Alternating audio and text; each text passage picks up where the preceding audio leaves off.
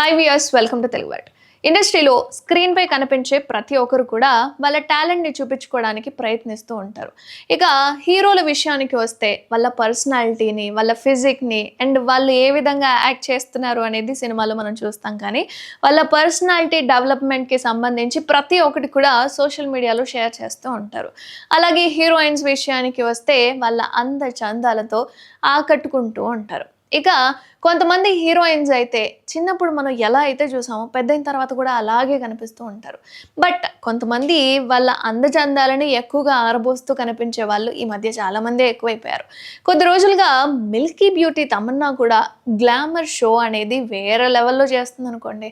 ఇక అంతకుముందు కూడా తమన్నా గ్లామర్ షో చేసినా కూడా తమన్నా బాలీవుడ్లోకి అడుగుపెట్టిన తర్వాత ఇక ఆ మెలకువలు ఏవైతే ఉన్నాయో, ఆ గ్లామర్ షో ఏదైతే ఉందో ఇంకాస్త అందాలు ఆరబోయడం అనేది ఎక్కువైంది అంటున్నారు నేటిజన్స్.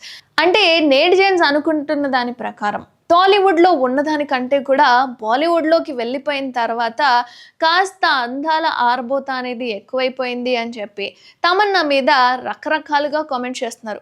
ఇక విజయ్ వర్మతో రీసెంట్గా లవ్ బ్రేకప్ తర్వాత ప్రస్తుతం తన షూటింగ్స్తో చాలా బిజీగా ఉంటుంది. అండ్ సోషల్ మీడియాలో కూడా గ్లామర్ ఫొటోస్ వదిలే తమన్నా భాటియా తాజాగా వదిలిన పిక్స్ చూస్తే మత్తి పోవాల్సిందేనండోయ్.